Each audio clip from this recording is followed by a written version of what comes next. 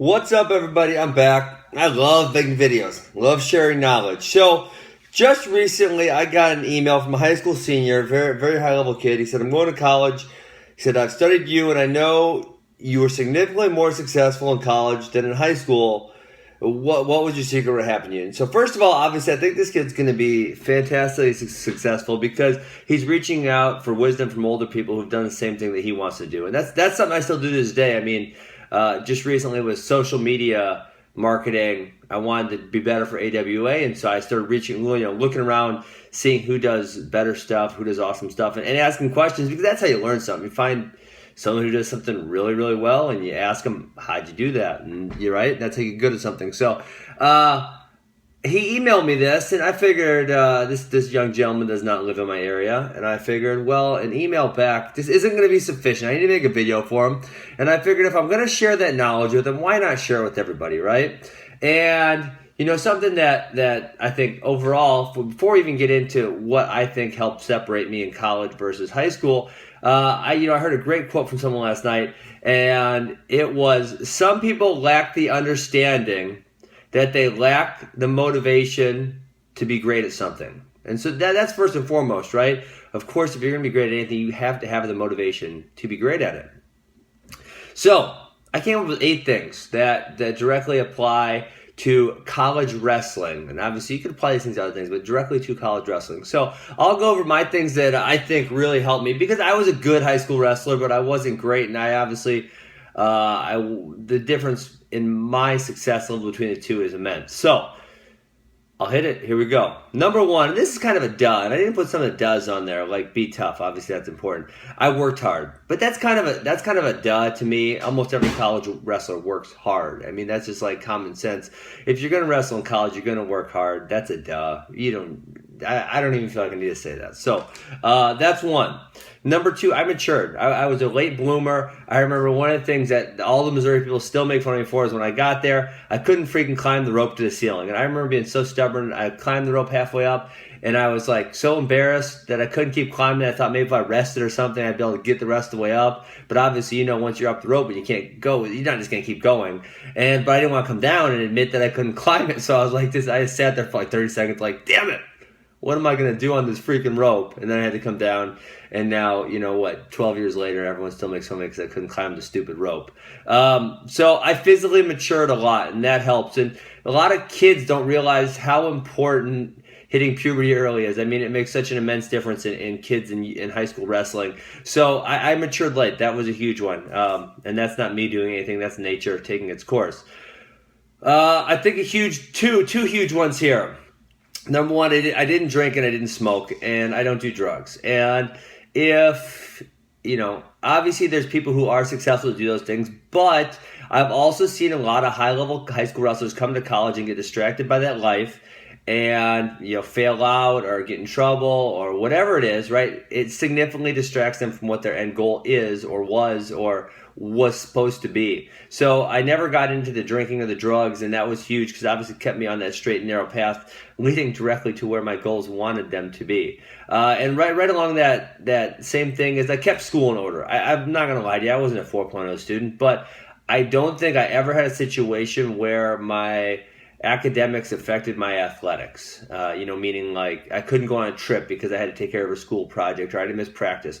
I always took care of my academics well enough so that it did not distract or detract from what I was trying to do in the field of wrestling. And so I think that's important, just staying in front of it. And because a lot of kids, even great wrestlers, they want to flake off on that stuff, and then it always comes back to bite them, whether it's ineligibility, whether it's failing out of school, or just simply distracting them from what they need to be doing because they have slacked in the early part of the semester, and then they're trying to play catch up in the later part of the semester, and it really detracts from the wrestling. So I never drank, smoked, did drugs, and I always kept my school in order. I think those 2 things saved me a lot of stress that I've seen a lot of other kids have. Obviously, being in college wrestling 5 years and then coaching for 4 more, I saw a lot of talented high school wrestlers come in and fail for various reasons. And I'll tell you, academics, drinking, and drugs accounted for a huge percentage of those. So if you can stay away from those things, obviously that increases your level of success.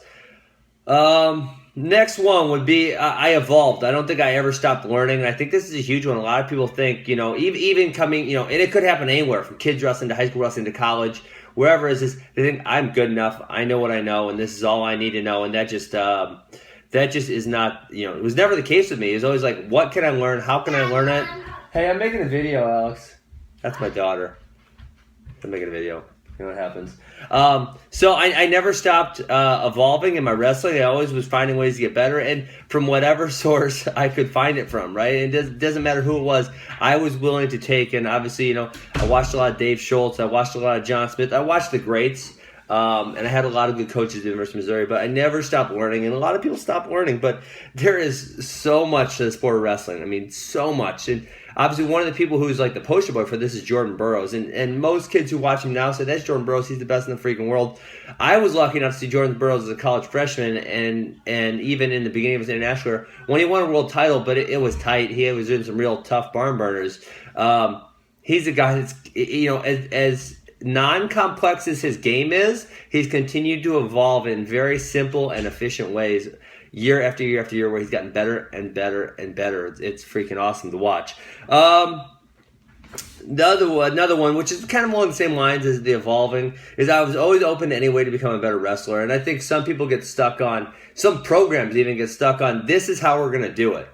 And I said, forget that. If it's going to help me win, I'm going to do it.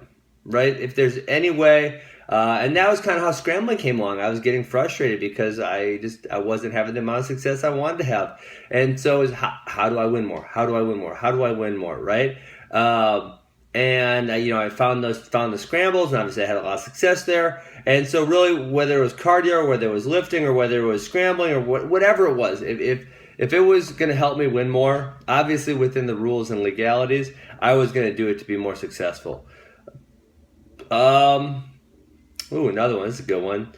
I think this one is very applicable. So I think this one falls right behind the no drinking, no drugs, and keeping school in order. As I think if you put up the highest percentage of reasons why kids quit or don't make it in college wrestling to the level that they want to, this is going to be right behind that. And it's that I am persistent as can be. I don't give up very easily. And so I think a lot of high-level high school wrestlers go to college and they get their ass beat a little bit by the college guys, because that's what happens, right? The amount of high school kids that can go and compete in a good Division I college room right off the bat is so small. I mean, it's tiny. So I went in the University of Missouri, and I was a great high school wrestler. Not great. I was a good high school wrestler. I got my ass beat every day. It sucked. I hated it. I passionately hated it because I wanted to be the best, and I hated it. I got my butt beat every day, but I was willing to get back up and fight for every point and every takedown, and come back the next day and fight them harder, and come back the next day and fight them harder. And I've seen that break a lot of good high school wrestlers where they're not used to getting that resistance on a daily basis, right? They're the best guy in the room for years. Everyone's kissing their butt, putting them on a pedestal, and they come in the college room and they get beat up on every single day. And literally they can't handle it, and they quit. And they pack their bags, they go home. I mean, I've seen that happen a lot of times in college wrestling. So the amount of high school kids that are going to college and be able to successfully compete in the room is small. It's very small, especially if it's a good room. It's going to be really small. So I was persistent in the fact that no matter whether it was a single day, whether I got taken down 7 times and I got to get up and fight again for the next one, or whether it was just I got my butt beat and then I'm going to come back the next day and compete just as hard. That one gets a lot of good high school wrestlers. Another one would be, I think, I put myself in a good position with people who had similar goals, meaning the coaching staff and my teammates at the University of Missouri.